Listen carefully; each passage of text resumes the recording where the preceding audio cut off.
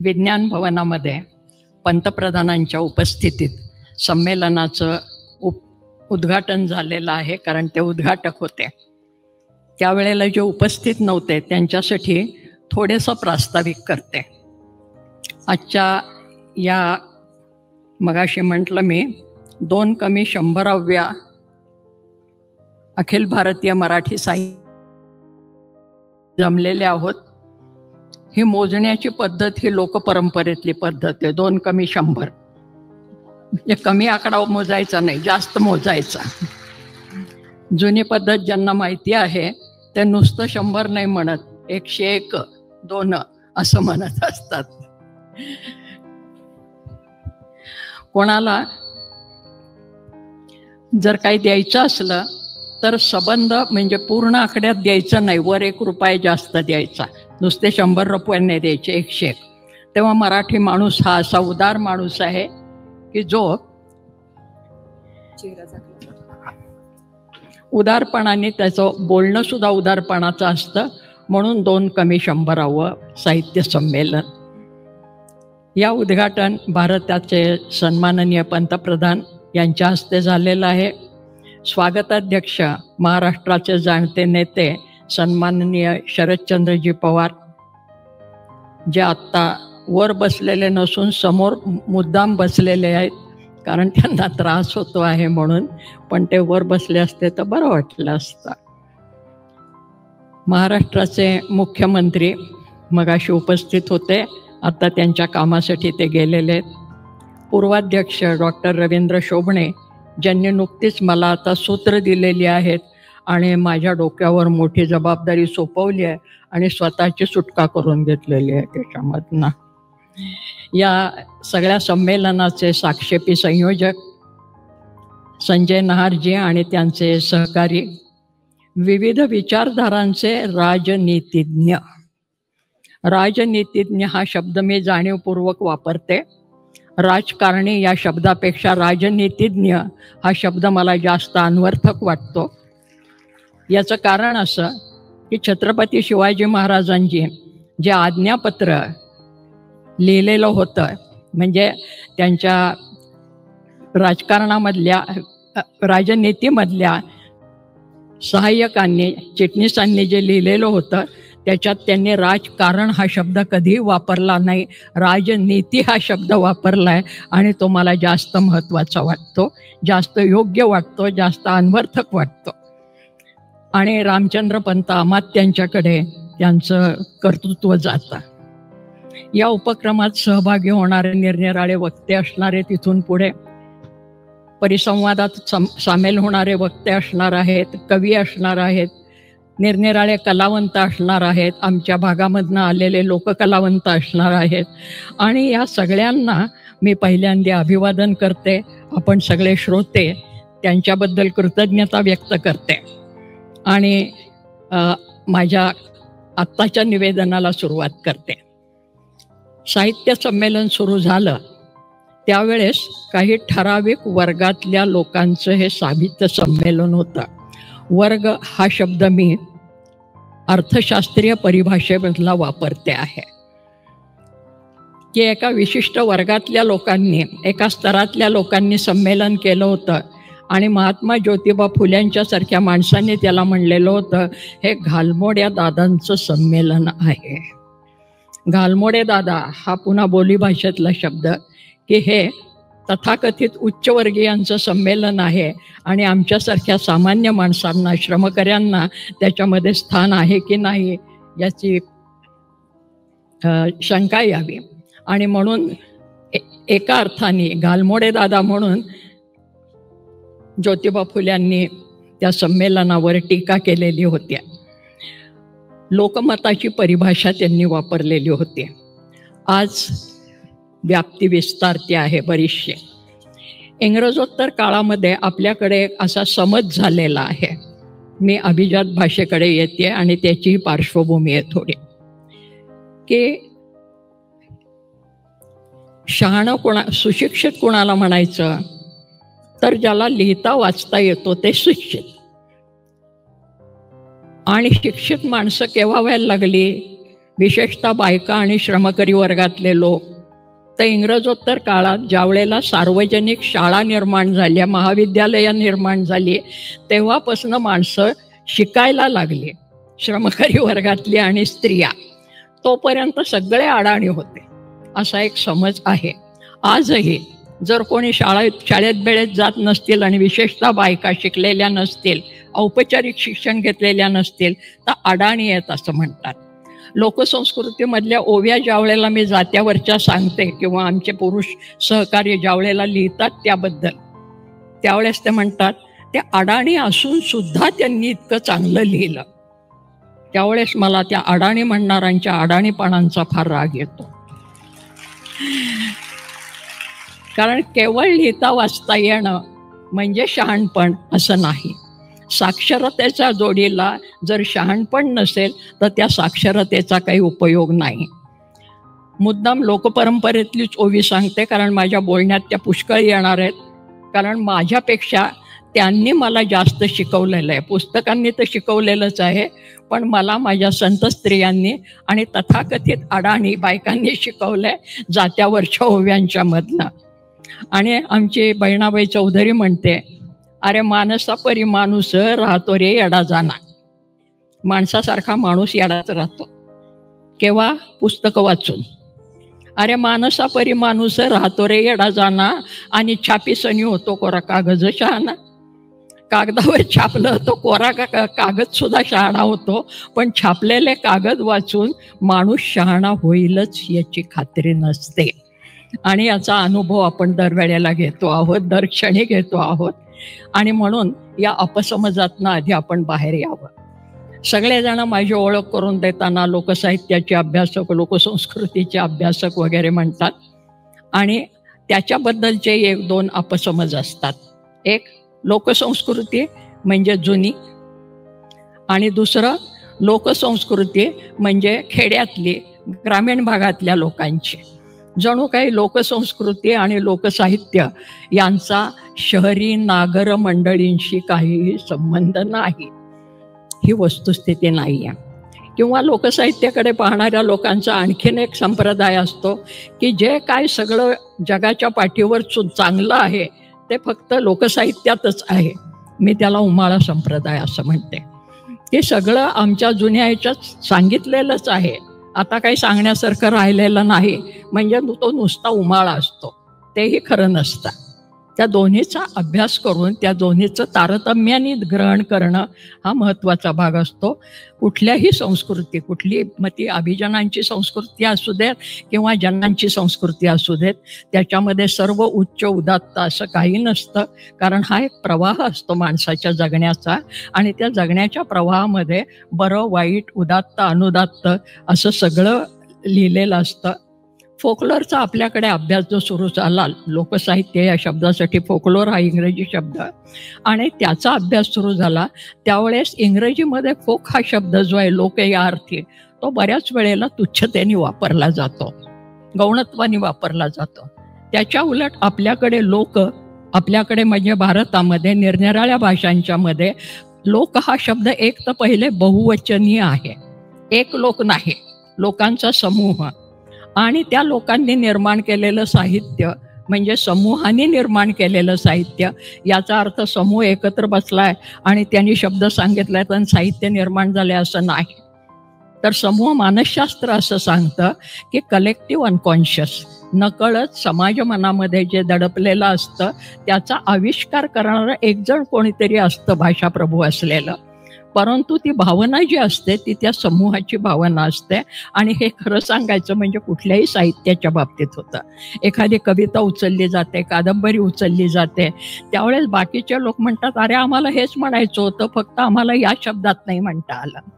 तर हा साहित्यामधला जो भाग आहे तो आपण नीट समजून घ्यावा असं मला वाटतं. दुसरं असं आहे की जणू काही शेतीनिष्ठ अवस्थेमध्ये जे काय होतं साहित्य निर्माण, त्यालाच फक्त लोकसाहित्य म्हणायचं असं नाही आहे. लोकसाहित्य हा एक प्रवाह आहे, कारण कलेक्टिव्ह अनकॉन्शियस, नकळत अबोध समूह मनामध्ये जे दडपलेलं असतं ते कायमच असतं. समाज कुठला का असेना तो औपचारिक अर्थाने शिकलेला असू देत किंवा बिन शिकलेला असू देत, आणि त्याचा आविष्कार हा निरनिराळ्या प्रकाराने होत असतो. दुसरी महत्त्वाची गोष्ट, आपल्याकडे लोक हा शब्द आदरार्थीच नेहमी वापरलाय. लोकमत, लोककल्याण, लोकमन, अशा लोकसत्ता इथपर्यंतचा शब्द आहे. तर लोक हा आदरार्थी शब्द आहे, त्यांचा आदर केलेला आहे. आणि लोकांच्या मध्ये जे प्रिय असतं, सर्वसामान्य लोकांच्या मध्ये, त्यांचा अभिजन परंपरा ज्याला आपण म्हणतो, उच्च परंपरा ज्याला आपण म्हणतात, ती नेहमी उसनवारी करत असते. नागर आणि लोक म्हणजे जे शहरामध्ये राहिलेले आहेत इंग्रजोत्तर काळामध्ये, ते नगरामध्ये राहणारे, आणि जे श्रमकरी आहेत मातीशी जुळलेले, ते लोक, असा आपला एक समज आहे. परंतु गंमत तशी आहे की लोकपरंपरेमध्ये जे चाललेलं आहे आणि ते जर लोकप्रिय व्हायला लागलं तर अभिजनांच्या मधली मंडळी त्याची उचलेगिरी करतात आणि तो त्या स्वीकार करत असतात. तो स्वीकार करत असताना तो दोन पद्धतीने स्वीकार केला जातो. पहिली गोष्ट तर त्याला तुच्छ लेखायचं आणि बाजूला टाकायचं, आणि तसं जर तो गप्प बसला तर बरं आहे. नाही गप्प बसला म्हणजे साम दाम दंड भेद अशा ज्या काही राजनीतीमधल्या गोष्टी असतात, सामोपचारांनी बाजूला सारायचा प्रयत्न करायचा. नाही झाला आणि तरी तो खंबीरपणे तो समाजामधला गट उभारायला लागला तर मग शिक्षा करायची, त्याला पेडायचं, त्रास द्यायचा, उपद्रव द्यायचा, अशा गोष्टी बऱ्याच वेळेला होतात. आणि आपल्या समाजामध्ये, एखाद्या जातीमध्ये आणि विशेषतः देवदेवतांच्यामध्ये याची पुष्कळ उदाहरणं सापडतात. उदाहरणं द्यायला लागले तर फार वेळ होईल, तरी मी एखादं उदाहरण देईन. आणि मग तरीही नाही ऐकलं तर मग त्याचा स्वीकार करायचा आणि मग तो आमच्यातलाच कसा आहे हे सांगायचं. याचं अलीकडच्या काळातलं खूप मोठं उदाहरण म्हणजे गौतम बुद्धाचा 9वा अवतार म्हणून केलेला स्वीकार. कारण गौतम बुद्ध ज्या वेळेला अडचणीचे व्हायला लागले आणि यज्ञसंस्थेमधल्या हिंसेला विरोध करायला लागले, त्यावेळेला यज्ञसंस्थेच्या पुरस्कर्त्यांना नेहमी त्रास व्हायला लागला. म्हणून पहिल्यांदा त्याला बाजूला टाकण्याचा प्रयत्न केला. तसंही होत नाही, कारण लोकमनामध्ये हिंसेबद्दल अतिशय तिटकारा निर्माण झाला. निष्कारण कशाला हिंसा करायची, आणि मग त्याचा स्वीकार केला. नुसता स्वीकार केला नाही तर 10 अवतारामध्ये त्याला 9वा अवतार करून टाकला. बुद्धाची अनुयायी मंडळी आज विचारतात प्रश्न, त्याचं उत्तर अजून कोणाला देता येत नाही, की आमच्या सगळ्या 10 अवतारांचे देव आहेत ते कुठे ना कुठेतरी असतात मूर्तीमध्ये, याच्यामध्ये. तर बुद्धाचा कुठल्या तरी देवघरामध्ये अशी स्थापना झालेली दिसते का? जे बुद्धाचे अनुयायी आहेत त्यांच्या घरामध्ये मूर्ती असते, पण आमच्या घरात गणपती असतो, राम असतो, सरस्वती असते, अन्नपूर्णा असते, अगदी खंडोबा बिरोबा सुद्धा असतात, यमाई जानाई जोखाईचे सुद्धा टाक केलेले असतात. ज्यांना देवता मंडळ माहिती आहे, देवघर माहिती आहे, त्यांच्या लक्षात येईल. परंतु बुद्धाची मूर्ती आमच्या देवळामध्ये, आमच्या देवाऱ्यामध्ये बसवली आहे असं काही दिसत नाही. तर हे जे गौणत्व आहे, हे गौणत्व त्या परंपरेमध्ये असं चालत आलेलं असतं. एकीकडे स्वीकार तर करायचा ते जाचक होऊ नये म्हणून, आणि दुसरीकडे त्याला फार सन्मानही द्यायचा नाही, अशा कितीतरी गोष्टी सांगता येतील. किंवा मग आमच्या सगळ्या धर्मसंकल्पनेमध्ये किंवा एकूणच परंपरेमध्ये उच्च, नीच, उदात्त, अनुदात्त, पुण्य, पाप, पवित्र, अपवित्र अशा बऱ्याच संकल्पना येत असतात. आणि पहिल्यांदा त्याच्याबद्दल हेणकस्ता दाखवायची आणि त्याच्यानंतर मात्र त्याचा उदो करायचा. आता ह्या सगळ्या भाषेशी काय संबंध? तर भाषा ही या सगळ्याची वाहक असते. आणि म्हणून तुमच्या गाणी, म्हणी, उखाणे ज्या मगाशी उल्लेख केला, लोकसंस्कृतीतल्या लोककला, आणि आपल्याला असं वाटतं जागरण, गोंधळ, तो वासुदेव एवढीच लोककला आहे, याच्या पलीकडे लोककला नाही. लोककला 2 प्रकारच्या आहेत. एक ही जे काय आपण जागरण, गोंधळ म्हणतो, या नाट्यात्मक लोककला, परफॉर्मिंग आर्ट. किंवा त्याला आपण प्रयोगसिद्ध लोककला असं म्हणतो, की ज्यांचे प्रयोग केले जातात मंचावर, आणि ते बहुधा नृत्यनाट्यात्मक असतात. म्हणजे त्याच्यामध्ये गाणी असते, एखाद्या देवतेची गोष्ट सांगितलेली असते, नृत्य असतं, नाट्य असतं, त्याच्यानंतर त्याच्यात संवादही असतात. ते बहुधा उत्स्फूर्त बोलले जातात. त्यांची वाद्य ठरलेली असतात, की गोंधळाच्या वेळेला कुठलं वाद्य वाजवायचं, जागरणाच्या वेळेला कुठलं वाद्य वाजवायचं, ती परंपरा ठरलेली असते. आणि त्याच्याही पेक्षा महत्त्वाची गोष्ट म्हणजे हे सगळं मिळून ती कला होते. आणि म्हणून त्याच्यात नृत्यही असतं, नाट्यही असतं, संगीतही असतं, वाद्यही असतं, कथाही असते, आणि एखादा व्रत देवता त्याच्याशी जोडलेली असते. एखाद्या जत्रा यात्रेच्या निमित्ताने होतं, त्या गावचा जो देव असेल त्या देवाची ती जत्रा असते, आणि त्या देवतेचे उदात्तीकरण त्या कथेमधनं केलेलं असतं. आणि मग आमची शहरी मंडळी ज्या वेळेला लोककलांचा अभ्यास करायला लागतात नॅशनल स्कूल ऑफ ड्रामामध्ये जाऊन, त्यावेळेस ते म्हणतात की लोककला म्हणजे काय? टोटल एक्सप्रेशन ऑफ लाईफ, जीवनाचं समग्र असं आकलन. तेव्हा जीवनाचं समग्र आकलन केवळ लोककलांच्या मधनंच होतं असं नाही, केवळ परफॉर्मिंग आर्टमधनं होतं असं नाही, प्रयोगसिद्ध कलांच्या मधनंच होतं असं नाही. संपूर्ण जीवनामध्ये हे समग्र आकलन असतं. कारण लोकजीवन ज्या ज्या घटनांनी घडतं, ज्या ज्या साधनांनी घडतं, ती सगळी साधनं मिळून लोकसाहित्य हा शब्द बनलेला आहे. त्यातला साहित्य हा शब्द आपण समजतो तसा केवळ शाब्दिक साहित्य नव्हे, म्हणजे कथा गीत एवढं नव्हे. ज्या ज्या साधनांनी लोकजीवन घडतं, मग ती उत्पादनाची साधनं, अन्न, वस्त्र, घरं, देवदेवता, श्रद्धा, आपले काय विधिविधानं असतील, विवाह पद्धती असतील, त्याच्यातले बारकावे असतील, हे सगळं मिळून ते लोकजीवन होत असतं. आणि हे लोकजीवन म्हणून ते लोकसाहित्य. आणि मग त्या लोकसाहित्यामध्ये या सगळ्याचा आविष्कार होताना दिसतो. तो साधनवाचक शब्द आहे. आता ज्या वेळेला ही सगळी मंडळी काही काही परंपरेनेच चालत आलेलं असतं, आपण सगळे त्यातनंच आलेले असतो. पण इंग्रजोत्तर काळामध्ये किंवा त्याच्याही आधी आपल्या समाजामध्ये 2 स्तर हे प्रामुख्याने दिसतात.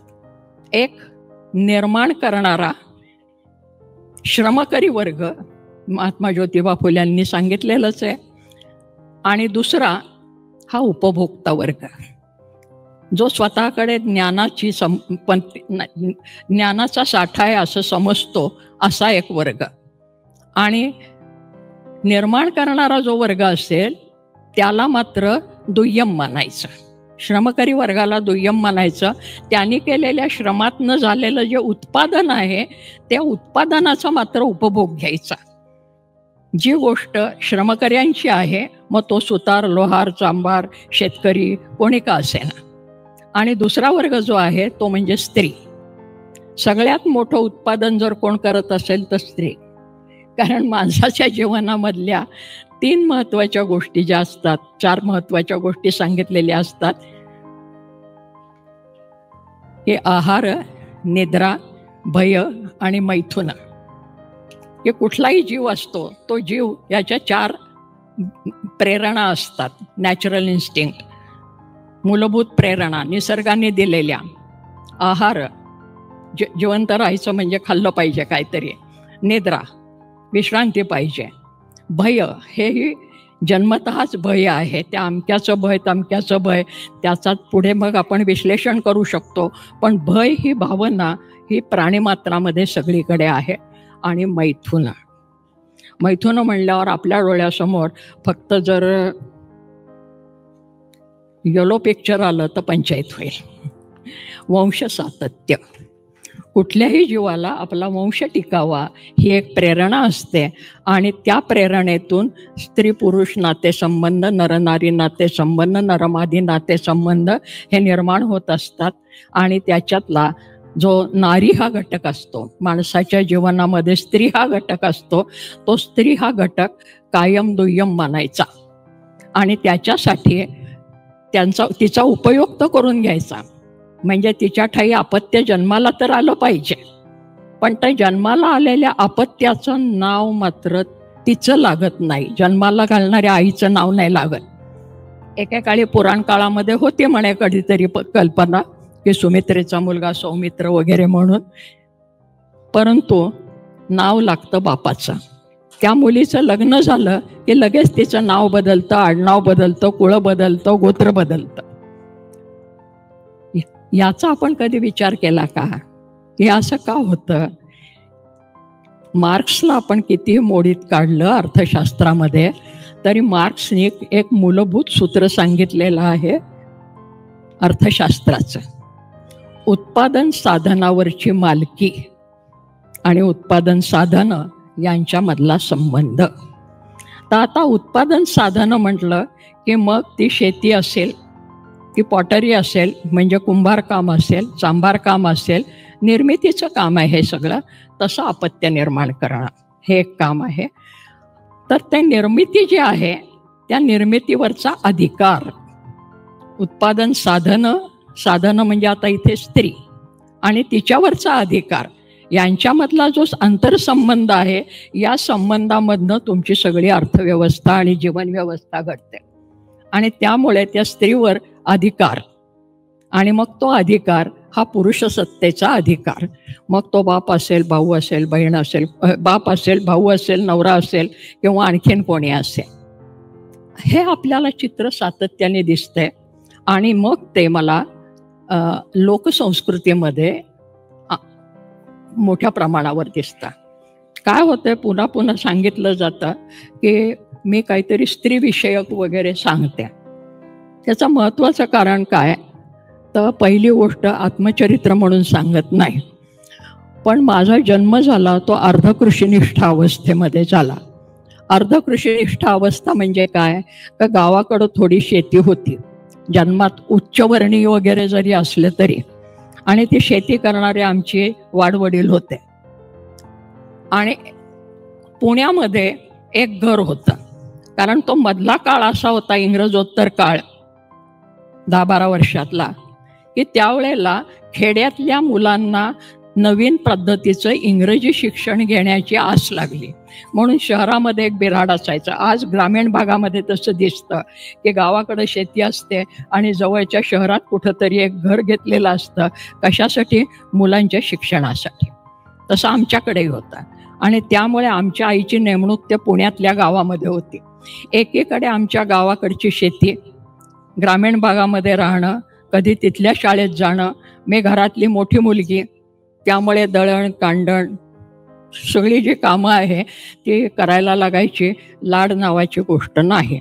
मला कोणीही शाळेत घातलं नाही आपणहून. मी दर खेपेला रडत आरडाओरडा करत शाळेत गेले, शेजारची मुलं जातात म्हणून. तर तसा करता करता ज्या शहरामध्ये आलो, त्या शहरात घर कुठे होतं आमचं, विद्यानिधी सिद्धेश्वर शास्त्री चित्राव यांचं पुण्यामधलं जे शनिवार पेठेतलं घर आहे, अमृतेश्वर आणि सिद्धेश्वर यांच्यामधलं, तिथे आमचं घर होतं. म्हणजे एकीकडे शास्त्री पंडितांच्या घरामध्ये मी होते आणि चित्राव शास्त्रींचे आणि आमचे काही कौटुंबिक संबंध होते. मी त्या कुटुंबातली लहान मुलगी, आणि त्यामुळे अगदी लहानपणापासून त्या शास्त्री मंडळींच्या घरामधल्या संस्काराचा पगडाही एकीकडे होता. मंदिराचा वेढा होता, त्यामुळे त्या मंदिरात भजनं, कीर्तनं, प्रवचनं हे कायम चालायचं. मोकळा आवार होतं, त्यामुळे लग्नकार्य निरनिराळ्या जाती जमातींचे असायचे. आणि आमच्या पोरांच्यावर फारसा शिस्तीबिस्तीचा वचक नसल्यामुळे आम्ही ती पोरोपोरी ते लग्नकार्याचे सगळी विधिविधानं पाहत असायचो.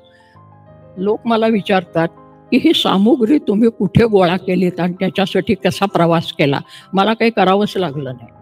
मी जे जगले ते लोकसंस्कृतीतच जगले आणि एकीकडे नागर संस्कृतीमध्ये जगले. त्यामुळे लोकनागर हा जो अनुबंध आहे, पुढच्या काळामध्ये मी नाटकावर लिहित असताना लिहिलं आहे, त्याला नाव शीर्षक लोकनागर असं जे दिलं, की एकीकडे नागर संस्कृती आहे, एकीकडे परंपराशील संस्कृती आहे, आणि त्या दोन्हीच्या सांध्यावर आम्ही जी माणसं जगलो. मला असं वाटतं की शरद चंद्र पवारजी सुद्धा त्याच अवस्थेत जगले, म्हणजे त्याच परिस्थितीमध्ये जगले की एकीकडे शहराशी संबंध, एकीकडे सगळ्या शेतीनिष्ठ अशा प्रकारच्या वातावरणाशी संबंध, आणि मग त्यातनं काही गोष्टी आपोआप कळत गेल्या आणि त्यात बऱ्याच गोष्टी मग मी वाचन हा एक मला छंद नव्हे व्यसन लागलं.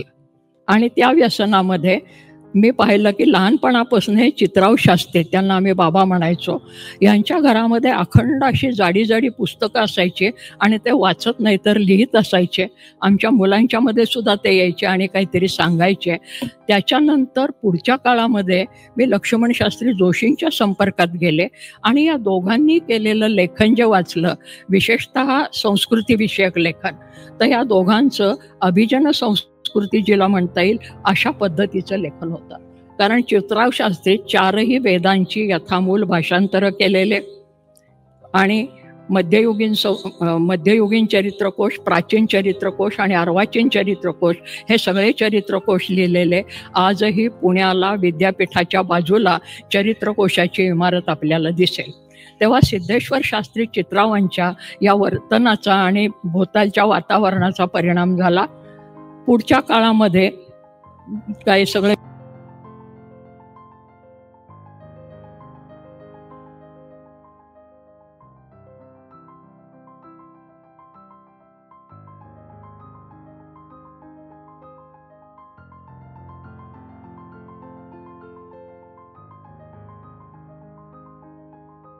चरित्र सांगत नाही, पण माझी मी चुकत शिकत गेले. म्हणजे विद्यापीठाच्या परीक्षा दिल्या नाही असं नाही, परंतु पोटापाण्याचा उद्योग हा करत राहिले वयाच्या 18व्या वर्षापासून.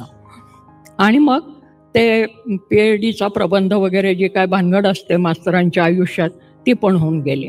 त्या काळामध्ये 1975 साली आंतरराष्ट्रीय स्त्रीमुक्ती वर्ष नावाची भानगड आली. ती आल्यानंतर माझ्यासारखी धड खेडं नाही धड शहर नाही अशा गावामध्ये राहणारी बाई आणि शहरामध्ये म्हणजे महानगरामध्ये राहणाऱ्या माझ्या मैत्रिणी आमच्या विचारधारा एकमेकांशी कायम संघर्ष करत राहिल्या. हे करता करता एकदा आमच्या मैत्रिणीने, सरळ नावं सांगते कारण फार चांगल्या मैत्रिणी आहेत माझ्या, त्या छाया दातारने मला टाटा इन्स्टिट्यूटमध्ये व्याख्यानाला बोलवलं. आणि मग ते स्त्रीमुक्ती हा विचार, सिमॉन दी बो कशी आहे वगैरे असं ते सांगायला सुरुवात केली. तर त्यावेळेस मी म्हटलं की मला तर असं वाटतं की सिमॉन दी बोनी सांगायच्या आधी मग मी कुठेतरी ऐकलेलं आहे, मला हे माहीत आहे, मला हे काही नवीन वाटत नाही. आणि मग ते कुठून आलं, माझ्या जात्यावर दळण दळणाऱ्या बायका हे केव्हाच बोलून गेल्या. आणि आपल्याला असा जो समज आहे की लिहिता वाचता आलं आणि मग बायका शहाण्या झाल्या आणि व शिकायला लागल्या आणि मग त्यांच्या डोक्यामध्ये नवे विचार आले, असं काही नाही. आपल्या जगण्यामधलं ज्याला ट्रॅडिशनल विजडम म्हणतात अभिजात मराठीत, परंपराशील शहाणपण, ते त्यांच्या अनुभवातनं आलेलं आणि त्या अनुभवातनं आलेलं त्या जात्यावरच्या ओव्यातनं बायका बोलत आलेल्या होत्या की पुरुषप्रधान व्यवस्थेचा आम्हाला जाच होतो. हे सांगायला आम्हाला कोणी सिमॉन दी बोची गरज नव्हती. कारण मी ज्या ओव्या लहानपणापासून गात आले, पाठ नाही करत बसले, कुठल्या पुस्तकातल्या नाही बघितल्या, त्या पुस्तकातनं आल्या पुढे निरनिराळ्या, नाही असं नाही, कारण त्या परंपराशील होत्या, सगळ्या बायांनी रचलेल्या होत्या ठिकठिकाणच्या. एकच ओवी विदर्भात वेगळ्या प्रकारे बोलली जाते, ते मराठवाड्यात वेगळ्या पद्धतीने बोलली जाते, पुणे जिल्ह्यात वेगळ्या पद्धतीने बोलली जाते. शब्द आणि आशय तेच असतात, थोडीशी उलटापालट होत असते. 1-2 ओव्या सांगते म्हणजे कळेल की आमचे ट्रॅडिशनल विजडम कसा असतो की पुरुषप्रधान व्यवस्थेचा आम्हाला जाच होतो आहे हे बायांना कळत होतं. कडू वेनरावानं डोंगरी त्याचा रावा. वेनरावन नावाचं फळ असतंय कडू डोंगरात. कडू वेनरावानं डोंगरी त्याचा रावा, पुरुषाचा कावा मला यडीला काय ठावा. आता पुरुषाचा कावा मला यडीला काय ठावा म्हणणारी हिला यडी म्हणायची का येड पांघरून पेडगावला जाणारी शानी म्हणायची. ती शहाणी बाई आहे की ही पुरुषप्रधान व्यवस्थेचा मला जाच होतो हे तिला कळत होतं. अशा कितीतरी ओव्या. कावळ्यानं कोटे केलं बाबुळ वनामंदी. कोट घरट. कावळ्यानं कोट केलं बाबुळ बनामंदी, पुरुषाला माया थोडी नारी उमज मनामंदी. तर हे कुटुंब व्यवस्थेमध्ये हे जे काय वर खाली असतं, पुरुषांना वेगळा न्याय, स्त्रियांना वेगळा न्याय, हे सगळं बायकांना कळत होतं. आणि त्या ओव्या मला तेव्हा आठवायला लागल्या. मी सांगायला सुरुवात केली, भाषणं वगैरे व्हायला लागले, तेव्हा मला आणखीन एक मार्गदर्शक भेटला, नारायण सुर्वे. नारायण सुर्वे मला भेटले. आणि मग नारायण सुर्व्यांची कविता वाचताना जेव्हा लक्षात आलं की ते म्हणलंय, मला कामगारांच्या मोर्चामध्ये मार्कस बाबा पहिल्यांदा भेटला. मार्कस बाबा, मार्क्स, की श्रमकरी व्यवस्थांच्या श्रमकरी व्यवस्थेचं अपहरण कसं होतं हे सांगणारा मार्क्स. उत्पादन साधना आणि त्याच्यावरची मालकी हे तत्वज्ञान त्यांनी सांगायला सुरुवात केली. त्यामुळे लोकसंस्कृती आणि लोकसंस्कृतीतले जे घटक आहेत ते काळानुसार आपल्याला बदलताना दिसतात, काळानुसार अर्थ व्यक्त करताना आपल्याला दिसतात. पुढच्या काळात असं दिसतं की कामगार संघटना आला मोठ्या प्रमाणावर. आणि या कामगार संघटनांच्यावर मी स्वतंत्रपणे लिहिलेलंच आहे. 1-2-3 वर्षापूर्वी कामगार साहित्य संमेलन झालेलं होतं आणि त्या संमेलनाचं सगळं माझं भाषण प्रसिद्ध आहे.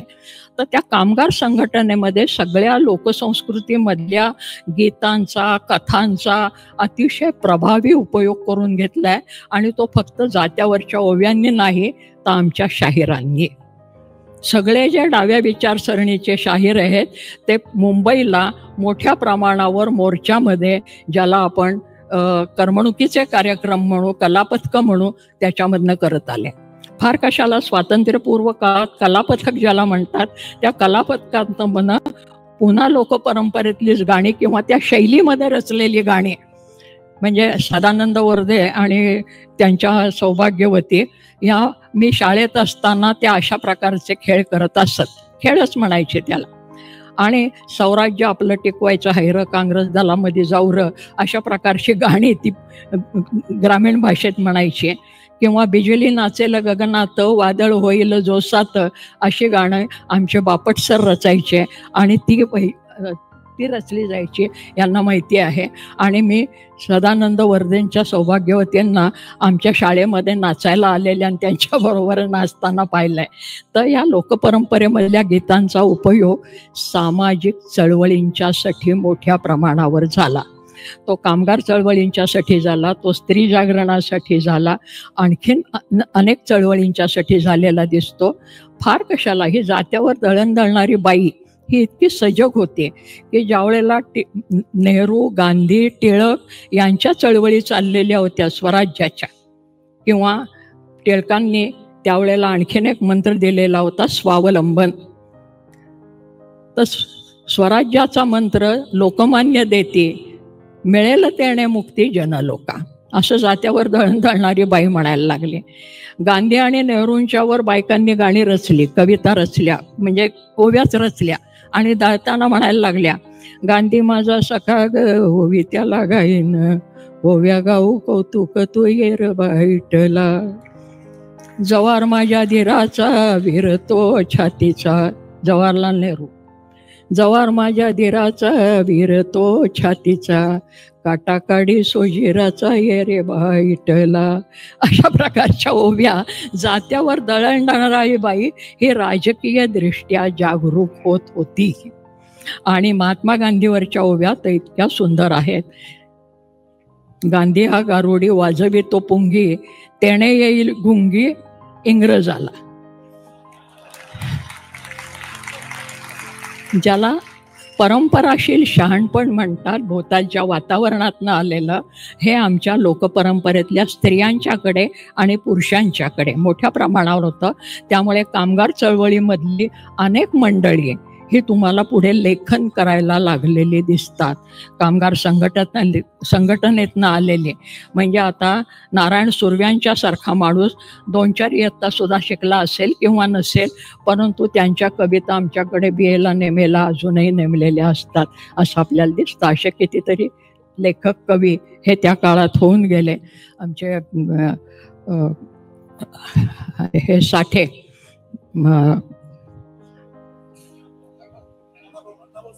अण्णाभाऊ साठे.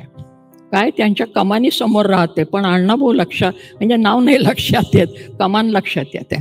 अण्णाभाऊ साठे. अण्णाभाऊ साठ्यांची त्या रचना खूप मोठ्या प्रमाणावर आहेत तिथे. त्या अण्णाभाऊ साठे आहेत, शाहीर आहेत निरनिराळ्या प्रकारचे, आणि त्याच्यातून लोकसंस्कृतीच्या कडे पाहण्याचा दृष्टिकोन की ही एका ठिकाणी थिजलेली अशी गोष्ट नाही आहे, ती प्रवाही आहे, काळाबरोबर वाहती आहे, बदलती आहे, आणि त्याच्यातल्या काही गोष्टी बदलतात, काही गोष्टी गळून जातात, काही चालीरीती रूढी गळून जातात, आणि काही कायम शिल्लक राहतात. नद्यांना पवित्र मानणं किंवा अमक्या पर्वावर त्या नदीचं स्नान करणं.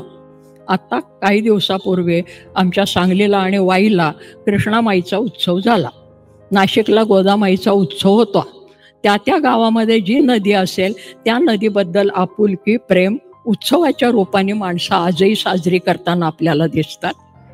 समुद्राचा उत्सव होत असतो किंवा नारळी पौर्णिमेला, आणि तिथे 2 प्रकारचे माणसं तो उत्सव करतात. एक मासेमारी करणारी मंडळी आणि समुद्रकाठी राहणारी मंडळी, ती तर आगरी मंडळी ही मोठ्या प्रमाणामध्ये हा उत्सव करतात. आणि मुंबईत सुद्धा तो होतो.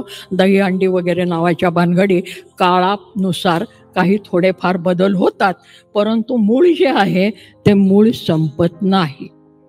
समाजशास्त्राचा अभ्यास करणारे आणि मानववंशशास्त्राचा अभ्यास करणारी मंडळी सांगतात की समाजशास्त्रामध्ये आणि मानववंशशास्त्रामध्ये माणसाच्या जन्मापासून त्याच्यामध्ये जी परिवर्तन होत आली ती प्रकृतीने परिवर्तनं केली, काही प्रकृतीला धरून राहिली, आणि काही सत्ता आणि मत्ताधाऱ्यांनी जाणीवपूर्वक प्रयत्न करण्याचा घाट घातला, आणि तसेही प्रयत्न झाले. म्हणजे मगाशी म्हटलं तसं एखाद्या देवतेचं उन्नयन करणं किंवा एखाद्या देवतेला बाजूला टाकणं. देवतेला बाजूला टाकणं म्हणजे काय? त्या देवतेच्या उपासकांना बाजूला टाकणं. देवता काहीच करत नाही आणि देवता आपणहून येत नाही. आमच्या पुढच्या कवींनी तर सांगितलेलंच आहे, केशवसुतांनी, देवदानवा नरे निर्मिले. देवांनाही माणसानीच निर्माण केलं आणि राक्षसांनाही माणसानीच निर्माण केलं. ते कुठलं निर्माण केलं? स्वतःच्या अनुभवावरनं.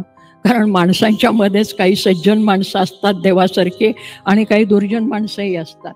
म्हणून आमच्या देवतांच्या मध्ये सुद्धा 2 प्रकारच्या देवताच दिसतात, म्हणजे स्त्री देवता पण आणि पुरुष देवता पण. एक अतिशय सौम्य आणि उदार अशा असतात, आणि दुसरा उग्र आणि संतापी देवता असतात. आणि मग आमच्याकडच्या बायका काय व्रत वैकल्य वगैरे करत असताना आजही ग्रॅज्युएट, डबल ग्रॅज्युएट झालेल्या काय श्रावणात काय पोथ्या पुराणं करतात, सवाष्णी जेवायला घालतात, पूजा करतात, आणि मग सांगतात त्या अमक्या अमक्या देवतेची सवाष्ण घातली नाही ना म्हणून हे असं झालं, त्या अमक्या देवतेची पूजा केली नाही ना म्हणून असं झालं. म्हणजे जी उग्र देवता असते तिला शांत करायचं असलं तर मग काहीतरी द्यायचं तिला, आणि मग तिच्या नावाने कुठल्या तरी व्यक्तीला दान दक्षिणा करायची. हा प्रकार आजतागायत चालू आहे. आदिम माणूस ते वेगळ्या पद्धतीने करत होता. आज आम्ही तथाकथित सुसंस्कृत आणि सुशिक्षित म्हणवणारे लोक तेच करत असतो. तत्व तेच असतं, तपशील बदलतो बऱ्याच वेळेला. त्यामुळे लोकसंस्कृतीमध्ये संपूर्ण काही नाहीसं होत नाही. आणि हे मी सांगते म्हणून नाही, आमच्या मानववंशशास्त्रज्ञांनी सांगितलेलं आहे ते. म्हणून ती आदिमपासून आजपर्यंत एक प्रवाह दिसतो. हा फक्त आमच्या लोकाचारातच दिसतो का? वेद हे आमचं सगळ्यात जुनं आणि परिष्कृत वाङ्मय समजलं जातं. आणि मुद्दाम मी 2 व्यक्तींचा उल्लेख केला, चित्राव शास्त्री आणि लक्ष्मण शास्त्री जोशी. चित्राव शास्त्रींच्या वाड्यामध्ये माझं लहानपण गेलं, नाकळत्या वयातलं, आणि लक्ष्मण शास्त्री जोशी कळत्या वयामध्ये माझ्या आयुष्यात आले किंवा मी त्यांच्या आयुष्यात गेले. विश्वकोशाचं काम चाललेलं होतं, 20-21 खंड झाले, आणि त्याच्यानंतर पुढच्या खंडांची रचना करत असताना त्यांनी लोकसाहित्य हा विषय त्याच्यासाठी घेतला. आणि ते इतकं सगळं मोठा पसारा असतो त्या विश्वकोशाचा की एकटी व्यक्ती संपूर्ण करत नाही, तर निरनिराळ्या क्षेत्रातल्या तज्ज्ञ मंडळींना त्या त्या विभागाचं संपादन करायला लावतात आणि लिहायला लावतात. तसं त्या लोकसंस्कृतीचा विषय घेतल्यानंतर त्यांचं लक्ष्मण शास्त्री जोशींचं त्यांच्या सहीचं पत्र मला आलं की या विभागाचं संपादन तुम्ही करावं, अतिथी संपादक म्हणून आम्ही तुम्हाला निमंत्रित करतोय. वाईचा जो जुना वाडा जिथे लक्ष्मण शास्त्री राहत होते, कोणाला जर ती रचना माहीत असेल तर त्या वाड्यामध्ये त्यांच्या खोली शेजारच्या खोलीमध्ये ते माझी निवास व्यवस्था करत असतात. कारण आत्ताच्यापेक्षा मी 40-45 वर्षांनी तरुण होते तेव्हा, म्हणून तर त्यामुळे या मुलीला आपण जपलं पाहिजे इथं आल्यानंतर असं त्यांना वाटायचं. शेजारच्या मातीचा वाडा होता जुन्या पद्धतीचा, मध्ये चौक, मग ती ओसरी बिसरी आणि मग खोल्या असायच्या त्या शेजारच्या खोल्या. त्यांचा मुलगा तिथे राहायचा, आता सध्या अनिल जो आहे तो बघतो. सोनबाई तिथे होते आणि ते पाहताना ते आपल्या मुलाला आणि सुनेला सांगायचे, या मुलीला काय हवं असलं तर जास्त कमी द्या, तिचं अंथरूण पांघरून नीट आहे का पहा, तिला जेवणाखाण्याची व्यवस्था नीट होते का, आणि सगळ्यात महत्त्वाची सूचना शास्त्रीबाईंची असायची, तिला स्नान करायला त्या सार्वजनिक मोरीमध्ये जाऊ देऊ नका, तिला आपल्या घरात बोलवा. एकीकडे विश्वकोशाचं एवढं मोठं काम करणारा हा माणूस, जगाच्या पाठीवरचं जुनं नवं साहित्य पालथा घातलेला माणूस, मार्क्सचा आणि लेनिनचा अभ्यास करणारा हा माणूस, संस्कृतपासून इंग्रजीपर्यंत अनेक भाषांच्यावर प्रभुत्व असलेला हा माणूस, जुन्यातलं टाकाऊ काय आणि टिकाऊ काय हे शोधणारा माणूस, देवता निर्माण होत असताना त्याच्यामधल्या उपद्रवकारक आणि सौम्य देवता यांचं विश्लेषण करणारा माणूस, कुठलाही धर्म निर्माण होत असताना तो आपोआप निर्माण होत नाही, तो भौतिक गरजेतनं निर्माण होतो. त्या जीवनातल्या भौतिक गरजेतनं धर्म निर्माण होतो, मग त्याला आम्ही मोक्षाभिक्षाची काही पुटं चिकटवतो. परंतु आम्ही देवाजवळ मागताना काय मागत असतो, हे दे ते दे ते दे ते दे, म्हणजे भौतिक जीवनासाठी आम्ही मागत असतो. हे आपण नेहमी बघत असतो. या सगळ्याचं विश्लेषण करणारे लक्ष्मण शास्त्री एकीकडे, आणि एकीकडे वैयक्तिक जीवनामध्ये अतिशय रुजू असलेले आणि अतिशय उदार असलेले, अशा बऱ्याच गोष्टी आपल्याला सांगता येतील. आणि मग आमचे सगळे संत, जशी एकीकडे लोकपरंपरा, त्या लोकपरंपरेमधनं बऱ्याच गोष्टी अभिजन परंपरेने उचललेल्या आहेत. तर त्या वेदांच्या मध्ये काही ऋचा, मी वेद ते सगळे भाषांतरातनं वाचले, म्हणजे लक्ष्मण शास्त्रींचे लेखन वाचलेलं आहे कारण ते तर आहेच माझ्याकडे, परंतु चित्राव शास्त्रींचं लेखन वेदांचं प्रामुख्याने वाचलं. त्या काहीवर मी लिहिलेलं आहे. त्यातल्या काही ऋचा अशा आहेत, काही ऋचांचा समूह असा आहे की लोकपरंपरेमध्ये जे काय आहे ते त्याच्यामध्ये आहे. अथर्ववेदाची ज्यावेळेला प्रस्तावना त्यांनी लिहिली चित्राव शास्त्रींनी, त्यावेळेस त्यांनी लिहिलंय, अथर्ववेद हे जगाच्या पाठीवरचं पहिलं लोकसाहित्य आहे. त्या वेदामध्ये तुम्हाला आजही दिसेल. असं त्यांनी का म्हटलं तिथे, कारण त्याच्यामध्ये लोकपरंपरेमध्ये असलेले उतारे, पातारे, टोणे, टोणके, म्हणजे ज्याला आपण काळी जादू हल्लीच्या भाषेत म्हणतो, black magic and white magic, त्या सगळ्याचं विश्लेषण त्यांनी त्याच्यात केलेलं आहे. आणि असे बरेच तोडगे त्याच्यामध्ये लिहिलेले आहेत, सूक्त लिहिलेली आहेत. कारण वेदांच्या मध्ये त्याला सूक्त म्हणतात, श्लोक नाही म्हणत. त्या सूक्तांच्या मध्ये काही सूक्त इतके मजेशीर आहेत की काही विचारता सोय नाही. कारण आम्ही अभिजनांच्या काही मंडळींनी असं एक वातावरण निर्माण केलं आहे की वेदांच्या काळामध्ये सगळं उच्च उदात्त होतं, स्त्रियांना फार मोठं स्वातंत्र्य होतं आणि माणसं फार उदार होती वगैरे. असं जर असेल तर मग मला त्या ऋग्वेदात आणि तेच सूक्त पुनरुक्त झालेलं अथर्ववेदात का सापडतं? सूक्ताचं नाव आहे सपत्नी नाशन सूक्त. प्राकृत मराठीमध्ये सांगायचं झालं तर सवतीचं वाटोळं करण्याचा मंत्र, सपत्नी नाशन सूक्त. सपत्नी म्हणजे सवत. आता ज्या वेदांच्या काळामध्ये स्त्रियांना एवढं स्वातंत्र्य होतं आणि उच्च उदत्त वगैरे जर असं वातावरण होतं, तर एखाद्या बाईला का होईना किंवा तो ऋषी जो कोण रचणारा असेल त्याला सवतीचं वाटोळं व्हावं असा मंत्र का लिहावा असा वाटला, असा प्रश्न मला पडला. आणि मग ते सूक्त सगळं वाचलं, कारण भाषांतर फार सुंदर केलेलं आहे त्यांनी आणि यथामूल भाषांतर आहे. तर त्याच्यामध्ये त्या सवतीचं वाटोळं कसं होऊ देत आणि मग नवऱ्याने तिच्याकडे कसं न पाहू दे, आणि जर तिला गर्भ राहिला तर त्या गर्भाची शिरनशीर ठेचून कशी काढ, हा सगळा मंत्र लिहिलेला आहे. एक कुठली तरी वनस्पती ही नाशक म्हणून घेतलेली आहे. अशा बऱ्याच तोडग्यामध्ये असलेल्या भानगडी त्याच्यामध्ये आहे. आता हे तिथे झालं, म्हणजे वेदांच्यामध्ये झालं. तुम्ही म्हणाल काळ बदललाय पुढे, असं कधी होतं का? आशापूर्णा देवी या बंगाली लेखिकेची कादंबरी आहे, प्रथम प्रतिश्रुती नावाची. हिला साहित्य अकादमीचाही पुरस्कार मिळालेला आहे. त्या प्रथम प्रतिश्रुतीमधली जी नायिका आहे ती अबोध वयाची नायिका आहे, कारण लहानपणी लग्न होत असत. 10-11 वर्षाची मुलगी आहे ती. आणि त्या बंगालमध्ये एक व्रत दीर्घकाळ केलं जात असे, अजूनही काही ठिकाणी केलं जातं. त्या व्रताचं नाव आहे संजुती व्रत. आणि त्याच्यामध्ये काय असतं, एक विशिष्ट प्रकारची रांगोळी असते. ती रांगोळी काढायची आणि त्या रांगोळीमध्ये ज्याला आपण प्रपंचात लागणाऱ्या वस्तू म्हणू, त्या वस्तू त्या रांगोळीने रेखाटायच्या. कुठलं देव तुळस बिळस असं काही नाही. म्हणजे काय, पळ्या लागतात, चिमटे लागतात, उलथणे लागतात, झारा लागतात, परात लागते, आणखीन काही लागतं, चूल लागते. या सगळ्या ह्याच्या रांगोळ्या काढायच्या. आमच्याकडे चैत्रांगण काढतात तसं, पण त्याच्यात इतकं नाही काढत. आपल्याकडे आणखीन एक प्रकार असतो दिवाळीमध्ये, तोही कोणाला माहिती आहे की नाही मला माहीत नाही. सगळं चिखलाच्या अशा वस्तू तयार करायच्या दिवाळीच्या. तर असं ते संजुती व्रत.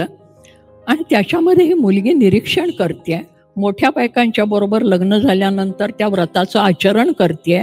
आणि त्या व्रताच्या आचरणात काय आहे, त्या लोकभाषेमध्ये बंगालमधली जी काय असेल ते, त्याचं मराठी भाषांतर केलेलं आहे. तर तिथे एक पळी असली, चिमटा असला, उलथणं असलं, तर त्या वस्तूवर हात ठेवायचा आणि मंत्र म्हणायचा, पळी पळी पळी बसू दे सवतीची दात खिळी. म्हणजे त्या सवतीचं वाटोळं कसं करतेचा एक एक अवयव घेऊन असं त्या प्रत्येक वस्तूवर हात ठेवायचं. सगळं काही वर्णन करत नाही, कल्पना आली असेल.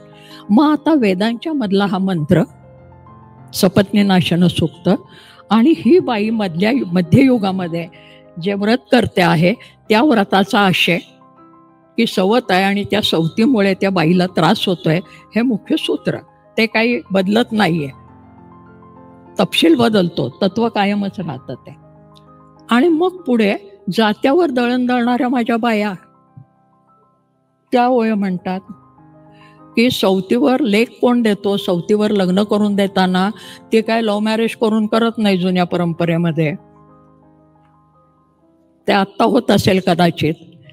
तर ते होतं काय तिथे, तर बायका जात्यावर दळता दळता त्यांचा अनुभव व्यक्त करत असतात. कारण त्या म्हणतात गाण्याच्या नादात तुला वडीते दगडा. त्या गाण्याच्या नादात ती लोकते. जात्या तू इसवरा नको मला जड जाऊ, सयाच्या दुधाचा बाया पाहताता अनुभव. तेव्हा माझ्या आईच्या दुधाचा अनुभव आहे, माझ्या माऊलीचं दूध माझ्या मनगटी खेळत. आणि असं ती म्हणते. आणि ते म्हणता म्हणता ओवी म्हणते की लग्न केलं बापाने, सवतीवर लेक दिली जशी साखरेची गोणी. सवतीवर लेक दिली जशी साखरेची गोणी, बाप ऐकून झाले वाणी. एखादा वाणी जशी साखरेची गोणी विकतो आणि पैसे घेतो, तसा मला साखरेची गोणी समजून त्यांनी विकलं या नवऱ्याला. आणि मला तो पैसे घेऊन मोकळा झाला. तो जणू काही वाणी झाला, व्यापारी झाला सवतीवर देऊन. म्हणून सवतीवर लेक दिली जशी साखरेची गोणी, बाप ऐकून झाले वाणी. आणि अशा प्रकारच्या अनेक ओव्या दिसतात. एकीकडे ते वेदातला मंत्र, दुसरीकडे हे मध्ययुगातलं व्रत, आणि तिसरीकडे शेती संस्कृतीमधल्या बाईची ओवी. हा संबंध प्रवास जर आपण पाहिला सामाजिकदृष्ट्या, तर स्त्रीच्या स्थानामध्ये काहीही बदल झालेला नाही. तपशील बदलला, तत्व कायम राहिलं त्याच्यामध्ये. आणि अशा कितीतरी गोष्टी आपल्याला दिसतात. मग भाषाही काळानुसार बदलत जाते असंही आपल्याला दिसतं. तर सांगायचं तात्पर्य, लोकसंस्कृती ही जुनी आहे, फक्त ग्रामीण आहे, फक्त शेती व्यवस्थेतली आहे असं नाही. ती सतत चालू असते आणि तुमच्या माझ्या जीवनात आस्थागायत चालू आहे. नाहीतर कुंभमेळ्याला एवढी गर्दी झाली नसते, आमच्या कृष्णामाईच्या उत्सवाला जशी गर्दी होते त्याची मोठी आवृत्ती आहे ती, असं म्हणूयात आपण फार तर ती मोठी आवृत्ती आहे, ही लहान आवृत्ती असते. आता आमच्या नाशिकला जर 12 वर्षांनी कुंभमेळा होतो आणि तिथे काय काय होतं याचं वर्णन आमच्या कुसुमाग्रजांनीच करून ठेवलेलं आहे एका कवितेमध्ये, की त्याच्यामध्ये ज्या अपप्रवृत्ती आहेत त्या अपप्रवृत्ती आस्थागायत आपल्याला दिसतात. आणि म्हणून अभिजात भाषेचा दर्जा मराठीला मिळाला, याचा आनंद आपण मराठी लोकांनी साजरा केला. सगळ्यांना जसा आनंद झाला तसा एक मराठी भाषक म्हणून मलाही आनंद झाला. कारण कुठलाही शासकीय दर्जा मिळाला की काही फायदे होत असतात. आम्हाला मराठी लोकांना त्यामुळे काही आर्थिक फायदे होण्याची शक्यता आहे. कारण काही आमच्यासाठी काही कोश राखीव ठेवलेला असेल आणि त्या कोशामधनं आम्हा मराठी माणसांच्या भाषेचा विकास व्हावा म्हणून काही करायला पाहिजे अशी आमची अपेक्षा आहे. मराठी भाषक म्हणून काय काय अपेक्षा आहेत आमच्या, तर पहिली गोष्ट, मराठी भाषा शिक्षणातून कमी कमी होत चाललेली आहे. रवींद्र शोभणे हा नुसता आरोप नाही, आकडेवारी माझ्याकडे आहे. तेव्हा शिक्षणातनं मराठी भाषा कमी होत चालली आहे. ती केवळ पालक इंग्रजी शाळेत मुलांना घालतात म्हणून नव्हे, तर मराठी शाळा बंद पडत आहेत, त्यांच्या जागा विक्रीला निघत आहेत. ही गोष्ट मुंबईसारख्या ठिकाणी घडते आहे आणि सांगलीसारख्या ठिकाणी घडते आहे. ज्या मराठी शाळा म्हणजे मराठी माध्यमाच्या शाळा या खाजगी आहेत त्यांना सगळ्यांना अनुदान वेळेवर मिळत नाही, शिक्षकांना सगळ्या पगार वेळेवर मिळत नाहीत. त्यामुळे मग तिकडे गुणवान शिक्षक यायला नको म्हणतात. तर मराठीचा दर्जा कमी व्हायला एकीकडे पालक जबाबदार निश्चितपणे आहेत, पण दुसरीकडे ही व्यवस्थाही जबाबदार नाही आहे का? कारण आम्ही जे शिकलो म्हणजे आमची पिढी, आम्ही म्हणजे मी व्यक्तिशः नाही, तर मला असं वाटतं रवींद्र शोभणेंच्या काळातही ते असेल की आम्ही नगरपालिकेच्या शाळात, म्युन्सिपाल्टीच्या शाळात, गावात जी कमी फीची शाळा असेल किंवा शक्यतो मोफत शाळा असेल तर त्या शाळेमध्ये आम्ही शिकलो. आणि आता फी भरून सुद्धा मुलांना शाळा चांगली मिळत नाही, कारण त्यांना आर्थिक तरतूद पुरेशी नाही, जागा नीट नाहीत त्यांच्यासाठी, पाण्याची सोय नाही, मुलांना शारीरिक विधीसाठी मुलींच्या शाळातनं सोय नाही, अशा कितीतरी गोष्टी आहेत. तेव्हा आमची अपेक्षा काय आहे की मराठी भाषा टिकवायची असेल तर उत्सव जरूर करावा, कविता वगैरे जरूर म्हणाव्यात, कारण त्यामुळे एक प्रकारचा जोश येतो, नाही असं नाही. परंतु त्याच वेळेला या ज्या व्यावहारिक गोष्टी आहेत की मराठी शाळा बंद पडू नयेत आणि सगळ्यात महत्त्वाची 10वी पर्यंतचं जे शिक्षण आहे मुलांचं ते मराठी माध्यमातूनच झालं पाहिजे. दुसरी गोष्ट, इंग्रजी माध्यमाच्या शाळा आहेत, त्या इंग्रजी माध्यमाच्या शाळात मराठी शिकवलं जातं, नाही असं नाही, परंतु ते दुय्यम मराठी म्हणून त्याची पुस्तकं वेगळी केली जातात. तर आमची मराठी मुलं ज्या शाळेमध्ये शिकत असतील तर त्या शाळेमधल्या मुलांना उच्च मराठीचीच पुस्तकं शिकवली पाहिजेत इंग्रजी माध्यमाच्या शाळेतल्या. आणि हे मी शिक्षण क्षेत्रात 45 वर्ष सक्रिय काम केल्यानंतर आणि आजही शिक्षण क्षेत्राशी संबंध असल्यामुळे सांगते. कारण मला रीतसर रिटायर्ड होऊनही 25 वर्ष झालेली आहे, म्हणजे 60 बुद्धी नाठी होऊन सुद्धा.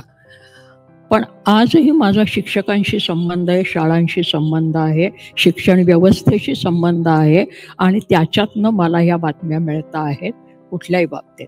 महाविद्यालयांच्यामधनं जे शिकवलं जातं त्याच्यातनं मराठी विषयाला फारसे विद्यार्थी नाहीत आणि म्हणून आमचे MA PhD झालेले, MPhil वगैरे झालेले मास्तरसुद्धा बेकार पडलेत किंवा ते क्लॉक आवर बेसिसवर तासिका तत्वावर शिकवतात.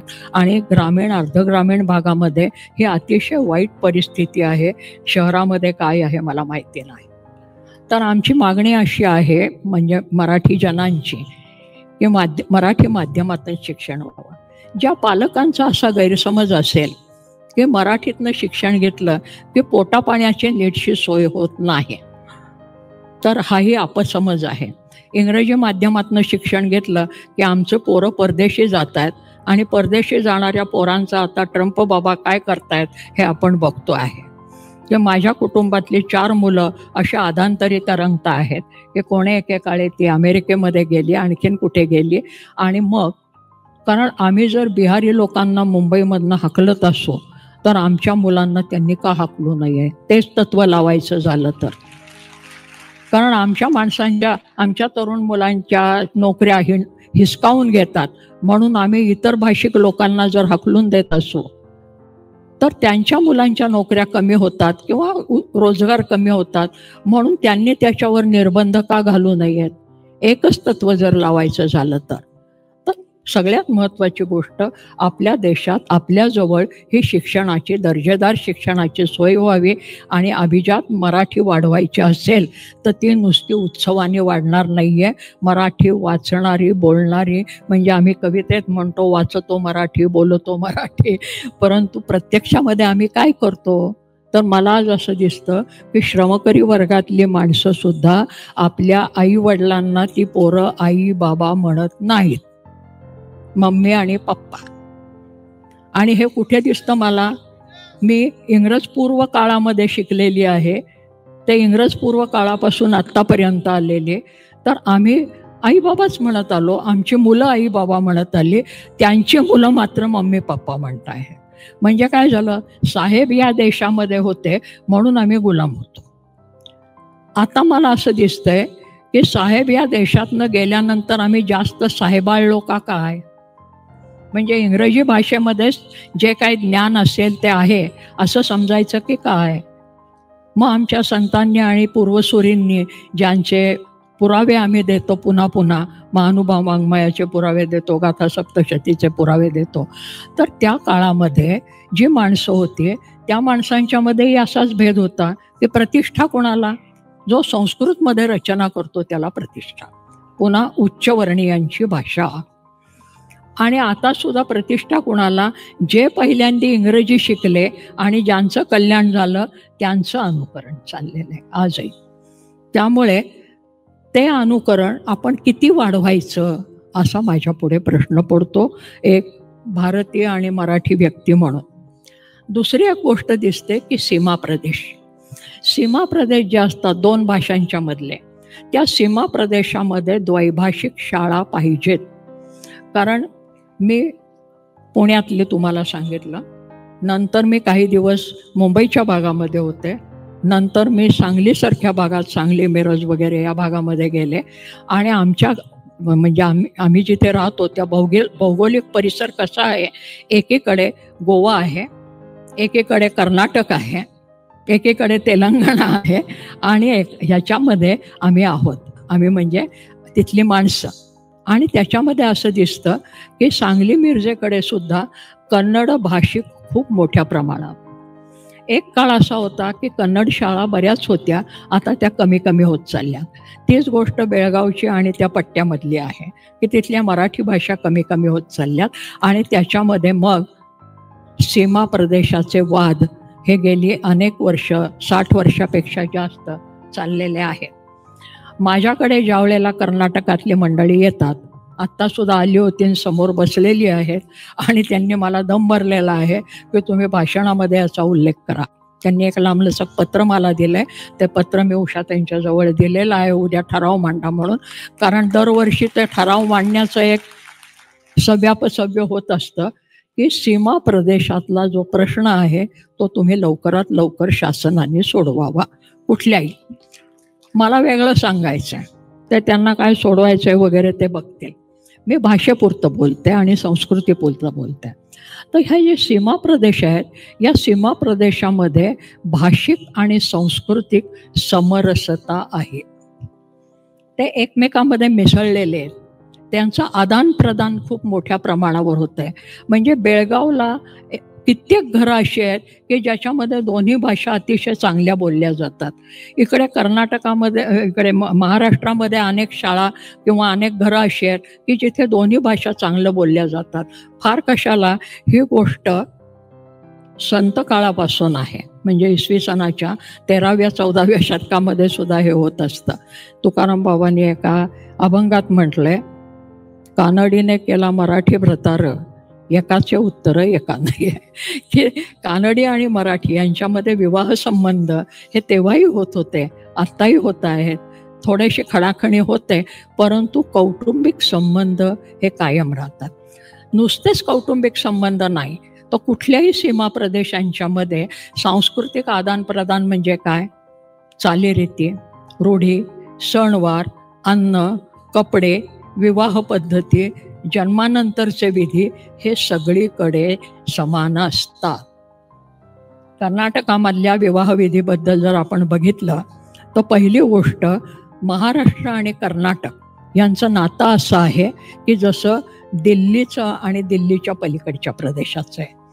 दिल्लीची जी काही निरनिराळी व्युत्पत्ती सांगितली जाते दिल्ली या शब्दाची, त्यातली एक व्युत्पत्ती सांगितली जाते देहली. देहली म्हणजे उंबरठा. आणि हा उंबरठा कुठला? तर उत्तरेकडे हिमालयाच्या पायथ्याकडे आणि त्याच्या पलीकडे जाणारा जो प्रदेश आहे त्यातून जर दक्षिणेकडे यायचं असलं तर दिल्ली ओलांडल्याशिवाय येता येत नाही. म्हणून दिल्ली हा उंबरठा. आणि म्हणून अतिशय प्राचीन काळापासून दिल्ली ही अनेकांची राजधानी आहे. महाभारत काळापासून दिल्ली ही राजधानी आहे. नावं बदलली, भूप्रदेश थोडा इकडचा तिकडे झाला. कौरव पांडवांच्या काळामध्ये ते खांडवन होतं, ते जाळलं वगैरे, त्या सगळ्या घटना झाल्या. परंतु दिल्ली हे राजधानीचं ठिकाण हे सगळ्या राज्यकर्त्यांनी आजपर्यंत ठेवलेलं आहे. मग ते मुघल राज्यकर्ते असू देत, देशी राज्यकर्ते असू देत, किंवा आता स्वातंत्र्य मिळाल्यानंतरचे इंग्रज होते तेव्हासुद्धा दिल्ली हीच राजधानी होती. मधल्या काळामध्ये एक प्रयत्न झाला होता, काही गव्हर्नरनी केला होता, आणि तो म्हणजे महाराष्ट्रामधली कुठली तरी दुसरी राजधानी करायची, परंतु तो यशस्वी झाला नाही. त्याच्याबद्दलचा आपण तो मुद्दा सोडून देऊ त्याच्यामध्ये. तर या कर्नाटक आणि महाराष्ट्र सीमा प्रदेशामध्ये लग्नाचे विधी हे पुष्कळ परस्परांशी जुळलेले आहेत. वस्त्र, आपण मराठी माणसं संस्कृती म्हटलं की सांस्कृतिक कार्यक्रम म्हटलं की पहिल्यांदा आमच्या बायका काय करतात तर नऊवारी लुगडी, नाकामध्ये नथ आणि गळ्यामध्ये तो कोल्हापुरी साज, म्हणजे झाली महाराष्ट्राची संस्कृती पोशाखामध्ये आलेली. तर हे नऊवारी लुगडं नावाची जी गोष्ट आहे, कासोटा घालणं, आपल्या संबंध याच्यात त्या साडी या प्रकारावर माझा एक खूप मोठा प्रबंध आहे, तो सोडून देऊ आपण. पण साडीचे प्रकार किती आणि कसे, तर त्यातला महाराष्ट्र हा भाग असा आहे की जो उत्तरेकडचा आर्य भाषिक प्रदेश आणि दक्षिणेकडचा द्रविड भाषिक प्रदेश याच्या तळ्यात मळ्यात एक एक पाय टाकून उभा असल्यासारखा आहे. आणि म्हणून दोन्हीचं अभिसरण आपल्याला या प्रदेशामध्ये झालेलं दिसतं. तर त्यातली एक सकच्छ साडी, सकच्छ म्हणजे नऊवारी कासोटा वगैरे घालून नेसलेली, त्याला सकच्छ म्हणायचं. तर ती साडी ही कर्नाटक, महाराष्ट्र, तेलंगणा, पार मद्रासपर्यंत तुम्हाला दिसते. नेसण्यामध्ये थोडाफार फरक असेल, पण सकच्छ हे कायम आहे त्याच्यामध्ये. महाराष्ट्राच्या वर नऊवारी साडी तुम्हाला दिसत नाही. लग्न कार्यामध्ये वधूला हिरवी साडी घेणं, हिरवं वस्त्र घेणं हे महाराष्ट्रामध्ये, कर्नाटकामध्ये आणि दक्षिणेकडे आहे, उत्तरेकडे कुठेही नाही. तुम्ही बंगालमध्ये जा, गुजरातमध्ये जा, कुठेही नववधूला हिरवी साडी आणि हिरवी काकणं नाही, तिथे लाल असतात. बंगालमध्ये गेल्यावर तर ते लाल काठाची साडी असते तिथे. अशा बारीक बारीक गोष्टी दिसायला आपल्याला दिसतात. हिरवी काकणं आणि हिरवी साडी हे महाराष्ट्र आणि महाराष्ट्राच्या खाली गेल्यानंतर आपल्याला दिसायला लागतं. सगळ्यात महत्त्वाची गोष्ट, मंगळसूत्र म्हटलं की आपल्याकडे सौभाग्याचं गौरीशंकर होतं. ते मंगळसूत्र मुळामध्ये उत्तरेकडच्या कुठल्याही प्रदेशामध्ये नाही. आता सिनेमा पाहून आणि ते काय सिरियलमध्ये पाहून वगैरे ते मंगळसूत्र सगळीकडे झालेलं आहे. परंतु दक्षिणेकडे महाराष्ट्र आणि कर्नाटकामध्ये त्याला तालीबंधन असा शब्द आहे परंपरेमधला. तर त्या मंगळसूत्राच्या ज्या वाट्या असतात त्याचे आकार थोडेसे वेगळे असतात. हे सगळं मी बघितलेलं आहे म्हणून तुम्हाला सांगते हां, कारण कर्नाटकामध्ये माझा खूप मोठा पसारा आहे मित्रमैत्रिणींचा. तर ते तालीबंधन, इथे महाराष्ट्रामध्ये मंगळसूत्र हे फक्त दक्षिणेकडे जातानाच आहे विवाहामध्ये. सगळ्यात महत्त्वाची गोष्ट, हळद नावाचा जो विधी आहे की ज्याच्या आता सिरियलमध्ये आणि चित्रपटामध्ये फार मोठा पसारा दाखवला जातो, तो हळद नावाचा विधी भारतामध्ये सर्वत्र आहे. आता हे कसं आलं याचा आम्ही कुठे विचार करणार आहोत की नाही? सांस्कृतिकदृष्ट्या, अँथ्रोपॉलॉजिकली, मानववंशशास्त्रदृष्ट्या आदिवासींच्या पासून, कोरकू जमातींच्या पासून उच्चवर्णीयांच्यापर्यंत भटक्या विमुक्त जमाती, फार कशाला धर्मांतर झालेल्या जमाती, जाती, म्हणजे ख्रिश्चन धर्मांतर झालेली माणसं महाराष्ट्रात खूप आहेत, इस्लाम धर्मांतर झालेली माणसं खूप आहेत, आणि त्यांच्यामध्ये हळद हा विधी आहे, आजतागायत चाललेला असतो. कारण मला लहानपणापासून हे ख्रिश्चन आणि इस्लाम मित्रमैत्रिणी खूप भेटले. आता शहरामध्ये राहणाऱ्या किती मुलामुलींना लहानपणापासून इतक्या विविध गोष्टी पाहायला मिळतात किंवा जवळ असतात मला माहिती नाही. त्यामुळे त्या जाती जमातींच्यामध्ये काय काय चालतं हे लहानपणापासून अनुभवलेला. मी शाळेत असताना कल्याणला 2 इस्लाम मुली होत्या आणि त्या लग्न होऊन आल्यानंतर आम्हाला कुतूहल की त्या इस्लाम मुलींच्या कशा असतील त्या. काही नाही, हिरव्या साड्या नेसलेल्या, हिरवी काकणं घातलेल्या, फक्त कपाळाला कुंकू नव्हतं आणि गळ्यामध्ये डोरलं सुद्धा बांधलेलं, म्हणजे काळ्या मण्याची पोत ही सुद्धा घातलेली. हे इस्लाममध्ये आजही आहे. मिरजेला आमच्या इस्लाम वस्ती खूप मोठ्या प्रमाणावर आहे आणि आजही आहे. त्यांच्या घरामध्ये कुंकवाचा करंडा असतो, पण ते कुंकू कपाळाला लावत नाहीत.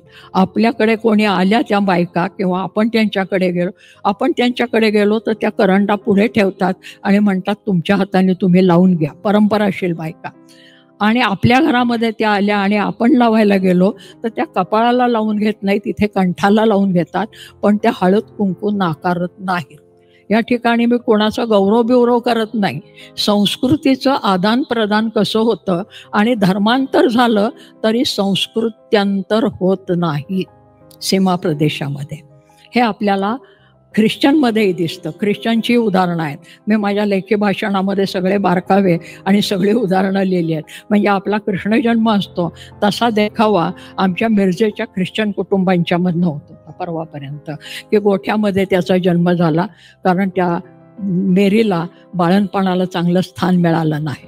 त्यामुळे धर्मांतर आणि संस्कृत्यांतर याच्यातलं अंतर आपण कुठे समजून घेणार की नाही. त्याच्या पुढची गोष्ट साहित्य.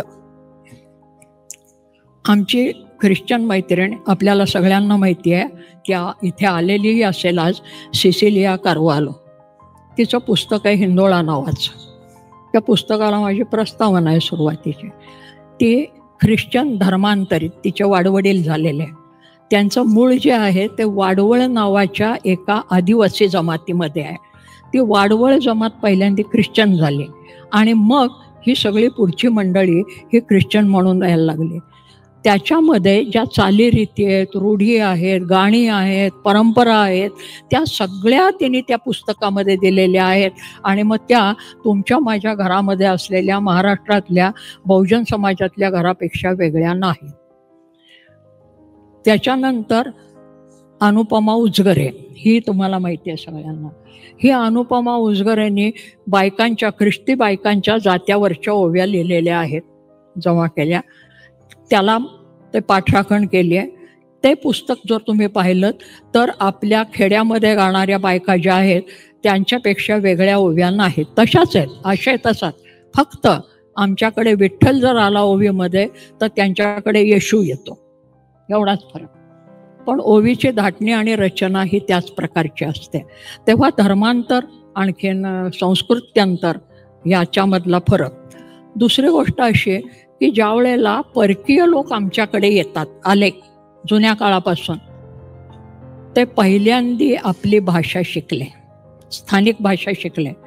म्हणजे ते कुठल्याही उद्देशाने येऊ देत, व्यापाराच्या उद्देशाने येऊ देत, धर्मांतराच्या उद्देशाने येऊ देत, परंतु ते आधी लोकभाषा शिकले. गोव्यामध्ये ज्या वेळेला पोर्चुगीज आले आणि त्या पोर्तुगीजांच्या पैकी फादर स्टीफन्सन होता. त्या फादर स्टीफन्सन मराठी शिकला कारण त्याला धर्मांतरं करायची होते.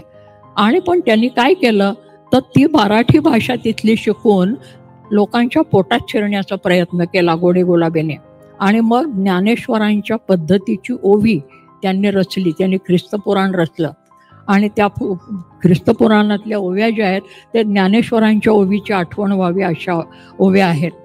जैसी पुष्पा माझी पुष्पमोहरी, की परिमळा माझी कस्तुरी, भाषा माझी साजिरी भाषा मराठी. तर अशा प्रकारच्या त्या ओव्या आहेत. दुसरं आपण लग्नामधल्या फार मोठं म्हणतो की मंगलाष्टका. आता हे मंगलाष्टका प्रकरण कुठनं आलं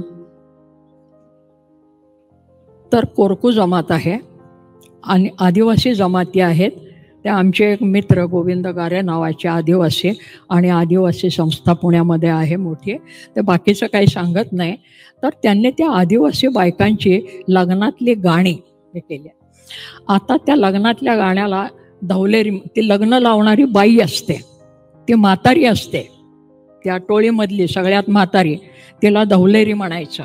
आम्हाला फक्त महानुभाव वाङ्मयातली ती महदंबा माहिती आहे शिक्षित लोकांना, परंतु मुळामधली ती आदिवासी जमातीमधली म्हातारी बाई लग्न लावते, ती पुरोहित असते आणि ती जी गाणी म्हणते तिच्या भाषेमध्ये त्याला मंत्रांची प्रतिष्ठा असते. दुसरे मंत्र बिंत्र काही नसतात. अलीकडे जरा शिकलेली मुलं भट ब्राह्मणाला बोलवायला लागली लग्न लावायला, परंतु मुळामध्ये ती धवलेरीची गाणी आहेत. आणि ती काय करते, सगळ्या जुन्या जमातींच्या मध्ये निसर्ग आणि मी म्हणजे निसर्ग आणि माणूस याच्यामधला आप्तसंबंध सगळीकडे जोडलेला असतो. तो गाण्यामध्ये असतो, कथेमध्ये असतो, चालीरीती रूढींच्यामध्ये असतो, असं आपल्याला अनेक ठिकाणी दिसतं. तर त्याच्यामध्ये त्या धवलेरीचं गाणं आहे, ती सगळ्या निसर्ग तत्वांना देवता म्हणून हाक मारते आणि ती साधवते कशी, साथ कशी घालते. रुखिया देवा साविध रेवा, नदिया देवा साविध रेवा, सागर देवा साविध रेवा, कणसी देवा साविध रेवा, सूर्या देवा साविध रेवा, शुभमंगल सावधान. हा जो स्वर आहे या स्वराचं मूळ त्या आदिवासीच्या धवलेरी गाण्यामध्ये आहे. माझा मुद्दा आदिम ते अद्यतन. आम्हाला चाली रीती रूढी धर्मांतरानंतर सुद्धा आमची संस्कृतीचा एक प्रवास असा चाललेला दिसतो आणि त्याच्यातलं तारतम्य आपण समजून घ्यावं. अभिजात मराठी मिळाल्यानंतर आमचा मराठी शिक्षणाचा प्रसार व्हावा. नंतर विद्यापीठांच्या मधनं सगळ्यात महत्त्वाची गोष्ट की विद्यापीठाच्या कुलगुरूंना स्वायत्तता मिळावी. विद्यापीठातले अनेक कुलगुरू हे माझे स्नेही आहेत आणि विद्यापीठामध्ये काय साजरं करावं आणि काय नाही याचे आदेश येतात आणि त्यानुसार आम्हाला ते दिवस साजरे करावे लागतात असं कुलगुरू सांगतात. आणि जुने कुलगुरू सांगतात की कुलगुरू हा अशासाठी नेमलेला असतो की तो शिक्षणाच्या क्षेत्रामध्ये जास्त शहाणा असतो आणि आपल्या सहकार्यांच्या मदतीने आपल्या विद्यापीठामध्ये काय करायचं ते ठरवत असतो. पण दिवसेंदिवस आमच्यावर ही बंधनं येत आहेत आणि शासकीय आदेशानुसार आम्हाला चालावं लागतं. मग कुलगुरू पदाला काही प्रतिष्ठाच राहत नाही. तर त्या कुलगुरूंना ही स्वायत्तता मिळावी. एक उदाहरण फक्त सांगते त्याच्यामध्ये की मी ज्या संस्थेमध्ये नोकरी करत होते त्या संस्थेचे जे संचालक मंडळ होतं ते सगळं गुजराती संचालक मंडळ होतं. व्यापारी लोक आहे ते अजूनही. आणि त्याच्यामध्ये एक संचालक मंडळातले गुजराती गृहस्थ आले आणि प्राचार्यांच्या खुर्चीमध्ये बसले. दुसरे ज्येष्ठ गृहस्थ होते ते आले आणि ते म्हणला त्या खुर्चीवर बसू नका, ती प्राचार्यांची खुर्ची आहे आणि ह्या आवारामध्ये प्राचार्य हा राजा आहे, तुम्ही मी नाही. आपण संचालक मंडळामध्ये जरी असलो तरी त्या खुर्चीचा अधिकार आपल्याकडे नाही. संपवत्या हा आदर्श आहे. आज तो लोपलेला आहे. आज कोणीही आलं, अगदी साधा नेता जरी आला तरी तो त्या शिक्षकाच्या खुर्चीत, प्राचार्यांच्या खुर्चीमध्ये बसतो आणि त्या संस्थेमध्ये जे स्वायत्तता पाहिजे कुठल्याही, मग ते प्राथमिक शिक्षक असू देत, माध्यमिक असू देत किंवा आणखीन कुठला असू देत, तर ते लोपतंय का काय अशा प्रकारची शंका यावी असं वातावरण सगळीकडे आपल्याला दिसतं. तेव्हा अभिजात मराठी झाली ही गोष्ट खरी आहे. शासकीय हुद्दा मिळाला त्याचा आनंद आहे, त्याच्यानंतर काही आर्थिक लाभ मिळतील त्याचाही आम्हाला आनंद आहे. आणि त्याच्यानंतर जर साहित्य संमेलनं करायची असतील मराठी, तर मराठी बोलणारी, लिहिणारी, वाचणारी, व्यवहार करणारी माणसं वाढायला पाहिजेत का नको? आणि त्याची आतुरता असलेली तरुण पिढी मला सगळीकडे दिसते. म्हणजे आमच्या ग्रामीण भागात आणि सीमा प्रदेशामध्ये, कर्नाटक, महाराष्ट्र आणि अगदी गुजरात, महाराष्ट्रसुद्धा, या ठिकाणी प्रादेशिक साहित्य संमेलनं मोठ्या प्रमाणावर होत आहेत. म्हणजे महाराष्ट्र आणि कर्नाटक या सीमा प्रदेशात वर्षाकाठी 4 ते 5 संमेलनं होतात. आमच्या गावातनं सांगली परिसरामध्ये वर्षाकाठी 10 ते 15 साहित्य संमेलनं होतात निरनिराळ्या ठिकाणी. त्या ठिकाणची मुलं मुली लिहित आहेत, आपली पुस्तकं प्रसिद्ध करत आहेत, तिथे लहान लहान प्रकाशक निर्माण होत आहेत. तेव्हा समाजातला तळातला एक वर्ग असा वर येतो आहे, याच्याकडे आमचं लक्ष आहे का नाही असा प्रश्न पडतो. तेव्हा या मंडळींना आम्ही प्रोत्साहन देण्यासाठी काय करणार आहोत आणि मग साहित्य संमेलनं कोणासाठी भरवणार असा प्रश्न निर्माण होईल. आणि म्हणून ग्रंथव्यवहार हा नीट होण्याच्या दृष्टीनं शिक्षित मंडळी वाढली पाहिजेत आणि ती वाढण्यासाठी त्यांना सहकार्य हे शासन यंत्रणेकडून मिळालं पाहिजे. यापेक्षा शासन यंत्रणेने त्याच्यामध्ये जास्त हस्तक्षेप करू नये असं त्या क्षेत्रातल्या लोकांना मनापासून वाटतं आहे. एकीकडे आम्ही असं सांगत असतो, आमचं भारतीयांचं ध्येय काय आहे? सगळ्या विश्वाला आम्ही एक करणार आहोत. आमच्या रवींद्रनाथ ठाकूरांनी सांगितलेलं आहे, त्यांनी शांतिनिकेतन स्थापन केलं तेव्हा, की शांतिनिकेतनचं ध्येय काय आहे? तर इथल्या विद्यार्थ्यांना विश्वैक नीडम, नीड म्हणजे घरटं, एखाद्या घरट्यामध्ये जसे सगळेजण प्रेमाने आणि गुण्यागोविंदाने राहतात तसे संबंध विश्वामधले लोक राहावेत असं वाटत असेल तर त्यांना मुक्तता पाहिजे. मुक्तता म्हणजे स्वैराचार नव्हे वगैरे वगैरे सुभाषितं मला पाठ आहेत, त्याचं काही स्पष्टीकरण करत नाही. परंतु सर्वसामान्य माणसंही जबाबदारीने वागणारी असतात, त्यांच्या जबाबदारीवर विश्वास ठेवावा हे निश्चितपणे. आणि सीमा प्रदेशामध्ये तर याच्याबद्दल जास्त जागरूक असलं पाहिजे, नाहीतर ते सीमावाद हे जास्त मोठ्या प्रमाणावर पेटतील. गुजरात आणि महाराष्ट्र सीमा प्रदेशातले काही अनुभव सांगणार होते, पण आता मलाच थकायला झालेलं आहे. ते मी माझ्या लेखी भाषणामध्ये लिहिलेलं आहे की कुठपासनं ते हे संस्कृती एकमेकामध्ये मिसळते. तर त्या सापुतारा आणि डांग प्रदेशामधले, म्हणजे आम्ही शाळेत असताना अमुक अमुकसह संयुक्त महाराष्ट्र झालाच पाहिजे म्हणून आरवळ्या देत होतो, त्यातला तो डांग प्रदेश आहे. त्या डांग प्रदेशामधल्या श्रमकरी बायका पाहिल्या तर त्या बायका जी साडी नेसतात, ती साडी नेसण्याची पद्धत कशी आहे तर कमरेच्या खालच्या साडीचा जो भाग आहे तो नऊवारी पद्धतीने नेसलेला असतो आणि कमरेच्या वरचा पदर घेण्याची जी पद्धत आहे ती गुजराती पद्धतीने घेतलेली असते. हे जे काही संस्कृती संकर असतो सीमा प्रदेशामधला, हा अन्न वस्त्र सगळीकडनं असतो. आम्ही पुरणपोळी म्हणतो, महाराष्ट्राचं वैभव. ते कर्नाटकातली हुरण होळगी आमच्याकडे पुरणपोळी होऊन आली हो आणि कडबू आले. तर ही कितीतरी तुम्हाला गोष्टी सांग्यात. अन्न आहे, वस्त्र आहे, निवारा आहे, विविध पद्धती आहेत, त्यातनं हे संस्कृती संकर होत असतात. परदेशातली संस्कृती आम्ही सहज स्वीकारतो. ती किती सहज स्वीकारतो तर आज तुम्ही शहरी घरांच्यापासून पहा, जे लोण ग्रामीण भागापर्यंत पोचतंय, की आमच्या स्वच्छतागृहापासून ते स्वयंपाकघरापर्यंत कुठली मूळ मराठी आणि देशी वस्तू राहिली आहे, रचना राहिली आहे. सगळेजण टेबलावर जेवत आहेत, स्वच्छतागृह तर सगळीकडे युरोपियन पद्धती किंवा पाश्चिमात्य पद्धतीचे होत आहेत. फक्त स्त्रियांच्या विषयी एखादा विचार आला की हे पाश्चिमात्यांच्याकडनं आलं आहे म्हणून आम्ही आरडाओरडा करतो. मी गमतीने म्हणते, आम्ही बऱ्याच गोष्टी पाश्चिमात्यांच्याकडनंच घेतल्या. आपल्या अंगावरची वस्त्र तपासून पहा, विशेषतः आमच्या बंधू लोकांनी. पूर्वी फक्त एक वस्त्र सलग असायचं. आता शिवलेली वस्त्र आल्यानंतर काय झालं, ती बंद कशी करायची?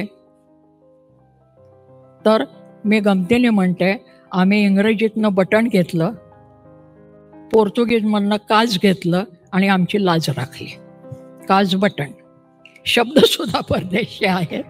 तेव्हा बटन हा शब्द इंग्रजीतनं आला, काज हा शब्द पोर्तुगीजमधनं आला. त्या दोन्ही वस्तू त्या संस्कृतीतनं आल्या आणि आमची वस्त्र तयार झालेली आहेत. 1 का 2 हजारो गोष्टी सांगता येतील तुम्हाला भारतभरच्या. हा काही मराठीशी संबंधित काही गोष्टी सांगितल्या, मला बोलण्यासाठी हा अवसर दिला. आणि त्यामुळे अभिजात मराठीच्या बद्दलचा एकच मुद्दा की अभिजात मराठी हिनी सगळ्या आमच्या सर्वसामान्य माणसांच्या भाषेला सामावून घेऊनच ती अभिजात होईल. अन्यथा थोड्याशा लोकांची, महात्मा ज्योतिबा फुल्यांच्या भाषेत नुसत्या घालमोड्या दादांची भाषा ही अभिजात होऊ शकत नाही. बोलीभाषा हा महत्त्वाचा भाग आहे. त्यामुळे प्रमाण लेखन कितीही केलं तरी प्रमाण बोलीभाषा 2 व्यक्तींच्या कुठल्याही सारख्या नसतात, 2 कुटुंबातल्या कुठल्याही सारख्या नसतात. हे भाषाशास्त्राचा अभ्यास केल्यानंतर मी सांगते आहे आणि त्याची उदाहरणं पुष्कळ देता येते. तर ही जी काही पद्धती आहे की आमची प्रमाण भाषा, आमची शुद्ध भाषा, ते शुद्ध अशुद्ध अशा गोष्टी नसतात. कारण कित्येक अभिजन म्हणवणाऱ्यांच्या भाषेचं काय असतं त्याची कल्पना आहे. सांगायचं तात्पर्य, मराठीचा विस्तार व्हावा. आम्ही चालतो मराठी, बोलतो मराठी वगैरे वगैरे गाणी म्हणतो, ती प्रत्यक्षात यावीत. आणि ती प्रत्यक्षात आणण्याच्या दृष्टीने तुम्ही, मी, आपण सगळ्यांनी कृतिशील व्हायला पाहिजे. आणि ते होण्याच्यासाठी विश्वैक नियम हा, एकीकडे आम्ही AIची चिंता करत असतो, आर्टिफिशियल इंटेलिजन्स, आणि दुसरीकडे त्या कुठल्या तरी एखाद्या धर्माला चिकटून बसायची चिंता करत असतो. या दोन्हीमध्ये काही विसंगती आहे की नाही? AIमुळे आम्ही जास्त विकसित होणार आहोत की नाही? तर आमच्या कृती आणि उक्तीमध्ये बरेचसे विसंगत भाव आहेत, त्याच्याकडेही आपण लक्ष द्यावं. आणि मी फक्त बहिणाबाईची एक ओवी सांगते आणि थांबते. हे कसं असावं, कारण ह्या मला जगायला शिकवलं. ती जगताना काय सांगते, आम्हाला सगळ्यांना सवय असते तक्रारी करत बसायची, कुठली गोष्ट सरळ स्वीकारायची नाही. आणि मग काय हो, तुम्ही ते गेलात दिल्लीला, काय झालं, कसलं काय, फार त्रास झाला हो तिथे, काय हे नव्हतं ते नव्हतं, रडायला सुरुवात. ती आमची बहिणाबाई सांगते, रडू नको माझ्या जीवा, रडू नको, तक्रारी करू नको, रडू नको माझ्या जीवा, तुला रड्याची सवय, तुला रडायची सवयच आहे तक्रारी करायची. रडू नको माझ्या जीवा, तुला रड्याची रे सवय, रडू हसव रे जरा, त्यात संसाराची चव. जे दुःख आहे ते नाहीसं केल्याशिवाय आम्हाला संसाराची चव घेता येणार नाही, विश्वैक नियम म्हणता येणार नाही. तिकडे आपल्याला जायचं असेल तर आपण विशाल व्हायला पाहिजे. मला एवढी संधी दिली, संयोजकांचे, तुमच्या सगळ्या श्रोत्यांचे मी मनापासून आभार मानते आणि थांबते. धन्यवाद.